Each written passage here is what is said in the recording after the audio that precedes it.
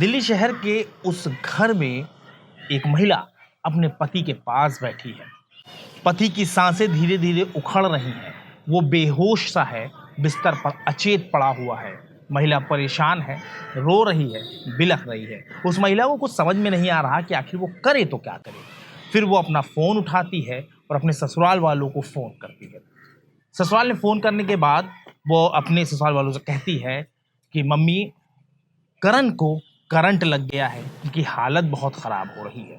जिस पर उनके ससुराल लड़की के ससुराल वाले कहते हैं कि तुम तुरंत करण को लेकर अस्पताल पहुंचो, हम लोग भी वहीं पर आते हैं।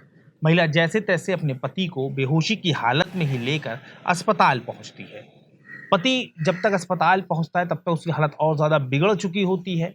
वो बेहोश था, उसको पूरी तरह से होश जा चुका था।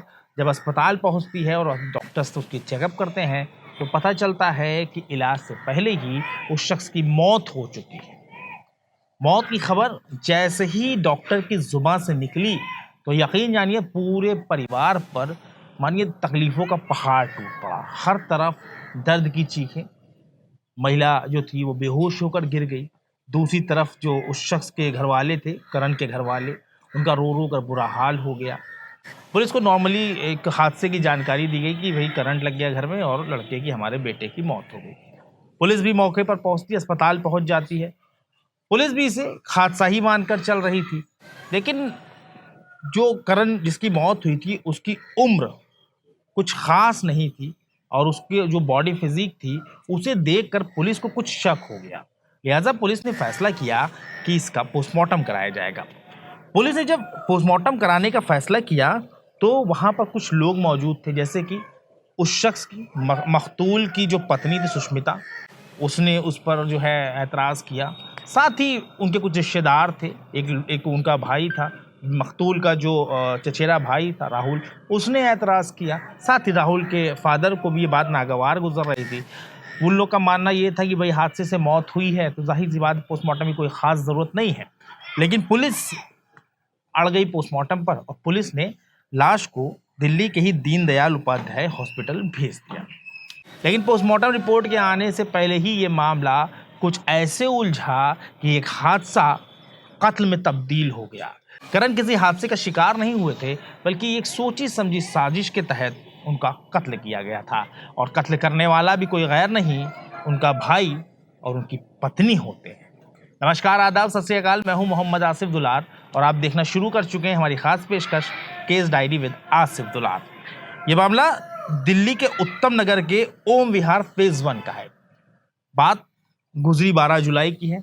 12 जुलाई की शाम को जो करण देव हैं, करण देव को करंट लगने की खबर जो थी उनके परिवार को दी जाती है। परिवार अलग रहता है। करण जो थे ये यहाँ उत्तम नगर में अपनी पत्नी और अपने बच्चों के साथ रहते थे। करण की पत्नी है सुष्मिता। सुष्मिता ही करण को लेकर अस्पताल पहुंची थी। दूसरी तरफ से करण के परिवार वाले आते हैं। करण का पोस्टमार्टम करा दिया गया, लेकिन इससे पहले कि करण की पोस्टमार्टम रिपोर्ट पुलिस तक पहुंचती, उससे पहले ही हर चीज का खुलासा हो गया। पूरा परिवार मातम में डूबा हुआ था।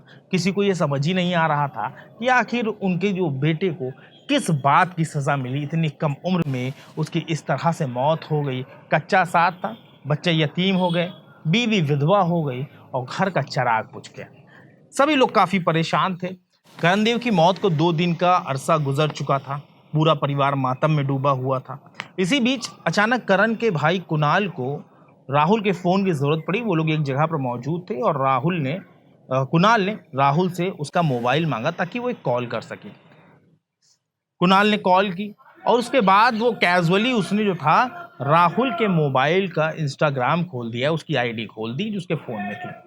आईडी के खुलते ही ये 2 दिन गुजर चुके थे, यानी 14 जुलाई की ये बात है। जैसे ही इंस्टाग्राम का प्रोफाइल खुलता है, बिल्कुल वैसे ही कुछ चैट कुणाल की नज़रों के नीचे आ जाती है और उस चैट को पढ़ने के बाद कुणाल के पैरों तले ज़मीन खिसक जाती है। जिस रात करण की मौत या यूं कह ले करण का कत्ल किया गया, उस रात सुष्मिता और राहुल के बीच लगातार बातचीत हो रही थी। उस चैट से पता चलता है कि सुष्मिता ने अपने पति करण देव के खाने में 1 या 2 नहीं बल्कि 15 नींद की गोलियां मिलाई थी। उसको खाने के बावजूद करण देव को कुछ नहीं हुआ। सुष्मिता और राहुल की चैट से खुलासा होता है, जिसमें सुष्मिता राहुल से कहती है कि मैंने दवाएं खिला दी हैं, लेकिन अभी तक दवा का कोई असर नहीं मालूम हो रहा। ना तो पॉटी आई है, ना तो उल्टी हुई है, और ना ही मौत आई है। जिस पर राहुल कहता है, एक काम करो, कुछ नहीं समझ में आ रहा तो तुम करण को करंट लगा दो। इस पर सुष्मिता कहती है, मैं करंट कैसे लगाऊं, कुछ बांधने के लिए, हाथ पांव बांधने के लिए मेरे पास कुछ नहीं है। जिसके बाद राहुल कहता है, तुम एक काम करो, जो बची हुई गोलियां हैं वो भी करण को खिला दो। उस पर सुष्मिता जवाब देती है कि करण का मुंह बंद है, मैं पानी तो पिला सकती हूँ, लेकिन उसे गोलियां नहीं खिला पाऊंगी। उसके बाद टेप से सुष्मिता करण के यानी अपने पति के हाथ पांव बांधती है और फिर उसे करंट दे देती है। सुष्मिता के करंट लगाने के बाद करण की हालत और भी ज़्यादा ख़राब हो गई। करण पूरी तरह से बेहोश हो गया।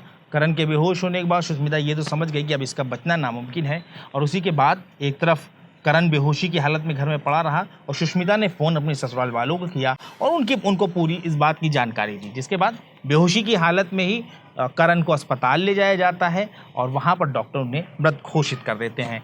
लेकिन एक इंस्टाग्राम चैट की वजह से उनका सारा खेल खराब हो जाता है।